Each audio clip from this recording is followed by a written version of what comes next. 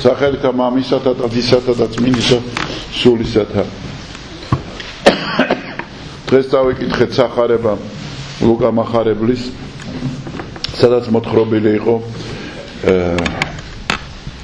10 კეთროვანის განკურნების შესახებ, რომელიც განკურნა მაცხოვარმა. და ეს სახარება თავისი ბუნებით და შინაარსით ძალიან პატარა, თითქმის არაფერი არ ხდება, გასაგებია ძალიან ადვილად და მარტივია შესაცნობელად და ამ დროს გადმოსცემს თელ სახარების მთლიანად სახარებისა და საფრთხო განგებულების თავარ საზრის და თავარ სიტყვებს და თავარ აზრს, რაც შეიძლება ადამიანს ჰქონდეს, ეს არის სახარება მადლიერების შესახებ, ხო? არიან 10 კეთროვანი, რომელიც შორი ახლოს დადიან მაცხოვართან და სთხოვენ მათ, ისინი სთხოვენ მაცხოვარს, რომ გაანკურნოს. კეთროვანება იყო ყველაზე მძიმე დაავადება იმ დროს უკურნებელი და ეს ხალხი იყო სოციუმიდან მოწყვეტილი. არ შეიძლებოდა მათ რომ ქალაქში ეცხოვრათ ან სოფელში, უნდა ყოფილიყვნენ ქალაქის გარეთ, სადმე ისეთ ადგილას, სადაც ხალხი ნაკლებად იყო. ამავე დროს არ შეიძლებოდა რომ გზებთან ახლოს ყოფილიყვნენ. მოკლედ, ხალხი იყო სრულიად მოწყვეტილი, დაჩაგრული და დაბეჭავებული. არა მარტო იმიტომ რომ ცუდად იყვნენ და ცოცხლად იხრძნებოდნენ, არამედ იმითაც რომ საერთოდ არანაირი ურთიერთობა არ ჰქონდათ ხალხთან. და ესე შორიდან უყრიდნენ მათ საჭმელს, სასმელს და ტანსაცმელს. და აი მაცხოვრის დანახვაზე ეთყობა სმენოდათ მის შესახებ და შეხვირეს რომ გვიშველეს ძეო დავითისო. და მაცხოვარი ეუბნება წადით და ეჩვენეთ მღვდლებს. ეს ეჩვენეთ მღვდლებს, ეს უბრალოდ არ უთხრა მაცხოვარმა, იმიტომ რომ მღვდელს უნდა დაედასტურებია რომ ადამიანი განიკურნა და იმ მღვდელს უნდა დაებრუნებია ეს ადამიანი სოციუმში. და ამავე დროს ამ განკურნებისთვის მას ეკლესიაში შესაწირი უნდა მიეტანა განსაკუთრებული თავისი დადგენილი წესი. მართლაც წავიდნენ, ეჩვენეს მღვდლებს და მიიღეს კურნება და ეჩვენეს მღვდლებს და დაბრუნდნენ თავის სახლებში. ერთი ადამიანი, რომელიც აღმოჩნდა რომ სამარიტელია, დაბრუნდა მაცხოვართან და მადლობა მოუხადა. ხო, გადაუხადა უბრალოდ. და მოეწოდა მაცხოვარს მისი საქციელი, თან ხაზგასმულია რომ ის სამარიტელი იყო, ეს იმას ნიშნავს რომ იყო ერეტიკოსი, ისედაც მოძულებული ებრაელებისგან, ისედაც დაჩაგრული თავისი წარმომავლობით და მოუწოდა და უთხრა რომ დანარჩენი 9 სად არიან, ყველა ხო განიკურნეთ. და 9 ვერ პოვა ძალა, რათა მოვიდნენ და მადლობა უთხრან, მადლობა შესწირონ ღმერთს. ახლა როგორ რაღაცა რეალურად ისინი წავიდნენ და რაც იყო დადგენილი წესი, ის შეასრულეს. ანუ მივიდა მღვდელთან, დაუდასტურა მღვდელმა რომ ის განკურნებულია, მიიტანეს შესაწირი, ანუ ყველაფერი გააკეთეს და გაიქცეს სახლებში, არა რომ ეხარებინა თავიანთ ახლობლებისთვის რომ დააბრუნდნენ და თავიდან დაიბადნენ. და აღმოჩნდა რომ ღმერთი ელოდება შენგან მადლობას. არა იმ წესზე, რომელიც დადგენილია. ამ წესით გაკეთებული საქმეს კი არ ელოდება, არამედ პირადად შენ მისვლას და მადლობას. და ამ შემთხვევაში ისინი მივიდნენ, ის ერთი მივიდა ადამიან ქრისტესთან. მახო არ იცოდა რომ ქრისტე ღმერთია. ანუ იქ სხვაობა იყო რა, რომ ღმერთი როგორც ადამიანი ესე არ აღიქვავდნენ მას, ხო, ქრისტეს, არამედ აღიქვავდნენ როგორც ჩვეულებრივ ერთ-ერთ წინასწარმეტყველს, ძირს სასწაულ მოქმედს, მოძღვარს, ანუ ადამიანად აღიქვავდნენ მას სრულად. ამიტომაც ღმერთმა მოუწონა რომ ის შენ ვინც დაგეხმარა ცხოვრებაში შენ კონკრეტულად ის პიროვნება მიდი და იმას მადლობა გადაუხადე მოძებნე იპოვე ერთმა ხوار იდგებოდა წარმოიდგინეთ ადამიანი წავიდა იმ რაღაც დაბიდან ჩავიდა იერუსალიმში დლებზე რამდენი დღე გავიდოდა ის გზაზე ხوار გაჩერდებოდა წავიდა მოbrunდა და მოძებნა მას ხوار და ჩვენ ხანდახან მრევლს გვავიწყდება ადამიანები ჩვენს გვერდში მყოფი და რატომღაც ღმერთთან თქვა წესების შესრულება ჩვენ გვაკმაყოფილებს და სავსებით ესე იგი გვაქვს გული საგულეში როცა წავედი მე გავაკეთე მოიხადე ჩემი ვალი და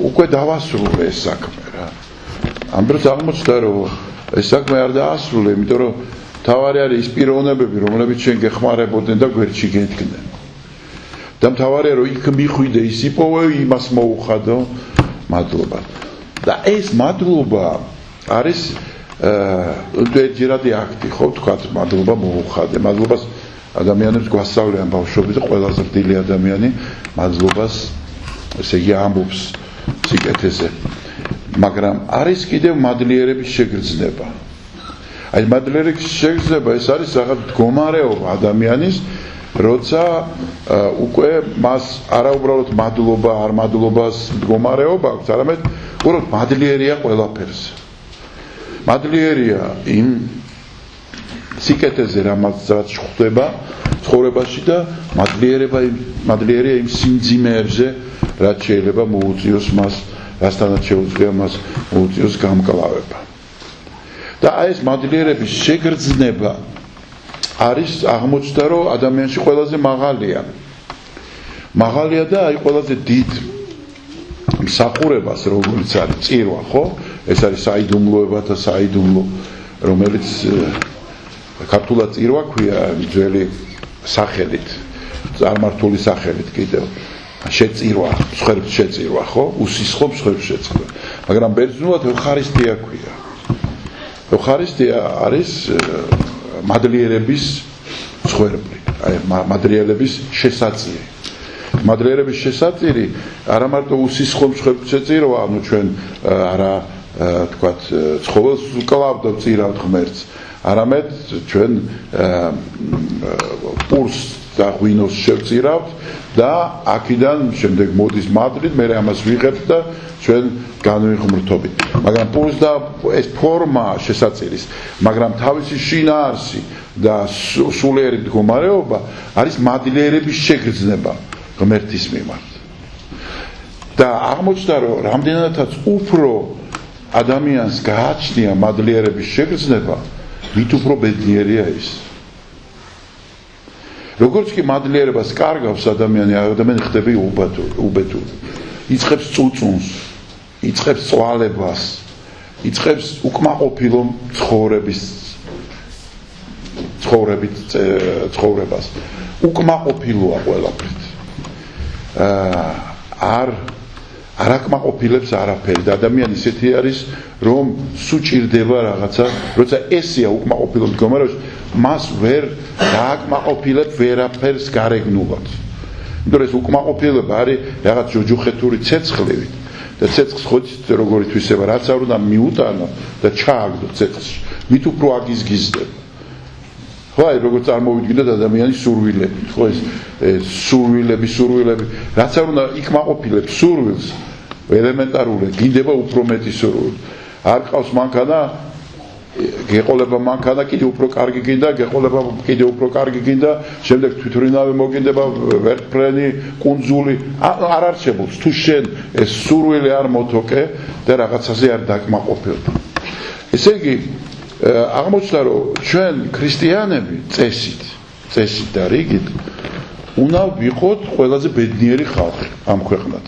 არა მით უმეტეს მართლმადიდებლებმა რომელთაც გვაქვს თქვათ დაზუსტებული და უკვე გამოცდილებაზე დაყრდნობილი აი ეს სწავლება ბედნიერების შესახებ თქვათ ეს მთავარი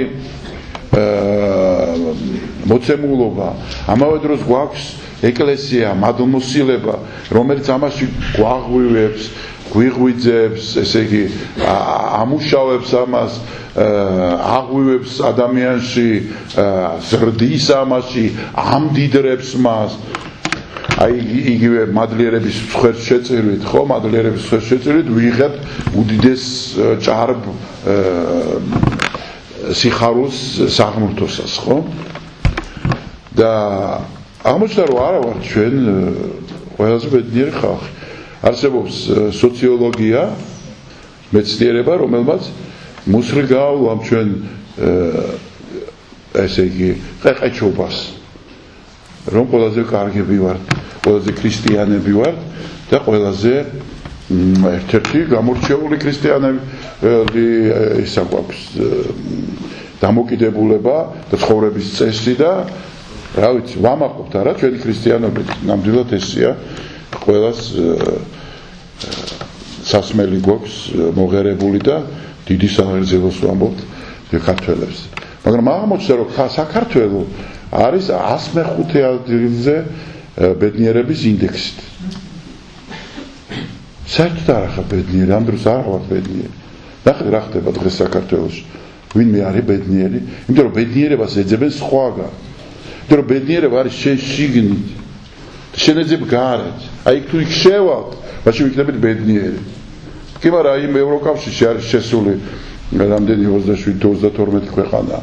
და ამ დროს აღმოჩნდა რომ ბევრ მათგანს კოსტა-რიკა უსწრებს ბედნიერების ინდექსს, ბაჰრეინი უსწრებს ბედნიერების, ტაივანი უსწრებს ბედნიერების ინდექსს. ნუ იქ ბევრი რაღაცით არის სოციოლოგია ხა ეს არ არის მარტო. მაგრამ იქ არის ერთ სულ მოსახლეზე თქვათ დოვლათი რომელსაც აქვს. ასევე აი ჩვენ ამ ბედნიერების ინდექსში საერთაშორისო ამას რო ვეძებდი, აღმოვაჩინე რომ არის ერთ-ერთი მაჩვენებელი, რითაც იკვლევას ატარებენ. არის ერთ სულ მოსახლეზე რამდენია თქვათ დოვლათი, როგორია მისი დაცულობა, როგორია მისი ოჯახური მდგომარეობები. ბევრი რაღაცაა სტატისტიკური მონაცემები, რომელსაც კრიბავენ და საბოლოოდ იღებენ რაღაც ფორმულაა, ხო, რომლითაც იღებენ შედეგს. და აი აღმოჩნდა რომ აი თქვათ ბევრი რაღაცა ამ სტატისტიკური მონაცემებით ერთ-ერთი არის გულუხვობის ინდექსი. ჩვენ როგორი ვართ ქართველები, აბა თქვათ ერთი. ხო ყველაზე გულუხვები ვართ ჩვენ, ხო ჩვენაირი არავინ არ არის. რა აღმოჩნდა რომ ჩვენ გულუხვობის ინდექსი არის ყველაზე დაბალი ერთ-ერთი. რატომ? იმიტომ რომ ის გულუხვობას იმას არ უყურებს ეხლა. სახში რომ მეზობელი გადმოვა და ერთად რომ კეიფობ და ყველაფერს დახარჯავ რომ იმათ თავი მოაწოდო. ამას არ უყურებს. ის უყურებს შენ პირადად. აი ოფიციალურად ქველმოქმედებაში როგორ იღებ მონაწილეობას. და ოფიციალურად აღმოჩნდა რომ საქართველოში ქველმოქმედებაში ოფიციალურად თითქმის არავინ არ იღებს მონაწილეობას. თითქმის არავინ. ანუ პირდაპირ არა აქვს ჩართული რომ გადარიცხოს თავისი ნაწილი ყოველთვიურად, აი თავისი ცხოვრების ნაწილი პირდაპირ გადარიცხოს რაღაც საქველმოქმედო საქმიანობაში, არა. ჩვენ ვიძახით რომ კი სულ ეხმარები, აი იქ რო შუქნიშანზე რო დგას, იმას 10 ჩაუგდე. გესმით? და გონია რომ ეს დახმარება. რეალურად აღმოჩნდა რომ ეს არ არის და ვიღაცა ვენესუელელი უფრო ბევრს ეხმარება. აი აზერბაიჯანში ეხმარებიან ბევრად უფრო მეც. აგერ ნახოთ ეს ოფიციალური სტატისტიკას ვერ გაექცევით. სტატისტიკა არ არის სადღეგრძელო, სტატისტიკა არ არის ემოცია, სტატისტიკა არ არის რაღაცა ქედმაღლობა და ამპარტავნი. ის არის ფაქტი და მონაცემი. და რომ ხედავენ დეკლარირებულს შენ სახეფასოს და შენს მიერ აღებულ ხელფას 30 წლის განმავლობაში და კაპიკი არ აქვს არსად გადაგერიცხული. ამბობენ რომ ნოლია ამ ხალხის ქველმოქმედება. კეიფებში დახარჯული ფული რო ითულებოდეს, პირველ ადგილზე ვიქნებოდით, მე ღრმად ვარ დარწმუნებული. მოკლედ იმის თქმა მინდა რომ ბედნიერება არის პირდაპირ დამპროპორციული შენ სულიერ მდგომარეობასთან, მადლიერების განცდასთან, შენ ამ სამყაროში შენი თავის პოვნასთან და ეს არის თლიანად შინაგანი პროცესი. გარეგნულად შენ შეიძლება ამ მდგომარეობით იყო ციხეში იჯდე და შეიძლება, რა ვიცი, ყველაზე საფრანგეთის ეიფელის კოშკზე იჯდე. და ყველაფრის შესაძლებლობა ქონდეს, რაც გინდა სურვილი აიხდინა. მაგრამ აღმოჩნდება, რომ თავისუფალი და ბედნიერი ის არის, ვინც გულაგის ციხეში იჯდა და ოსვეციმის ბანაკებში და ეიფელის კოშკზე ასულია, იმიტომ რომ გადმოხდეს იქიდან და თავი მოიკლას. ანუ ეს ცნობილი გამოთქმა, რომ ადამი სამოთხეში დაეცა, ხოლო ლოთი სოდომში გამართლდა, ეს არის პირდაპირ პროპორციული დღევანდელი ჩვენი სახარების. და მადლიერება, მზრდადი, საერთოდ ნებისმიერი ადამიანური გრძნობა არის მზრდადი, ან ის ვითარდება, ან ის ირყევა და განიცდის იმას ვარდნას. ასე რომ ჩვენი ცხოვრება უნდა იყოს მადლიერებით სავსე, ეს ისევ საღირძელოს ვამბობ, მაგრამ ესია რეალურად თუ გვინდა რომ ქრისტიანები ვიყოთ. და საერთოდ ქრისტიანები რამდენად კაი მადლიერი იყო და კარგი ქრისტიანი იყო, მით უფრო თავდაბალი უნდა იყო. ხო?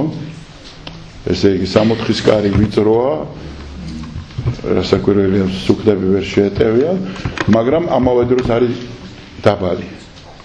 პირველადაც დაბალია, ვიდრე ვიწროა. და თავდაბლები შევლენ მასში. მერტმა დაგლოცო და გაგახარბა.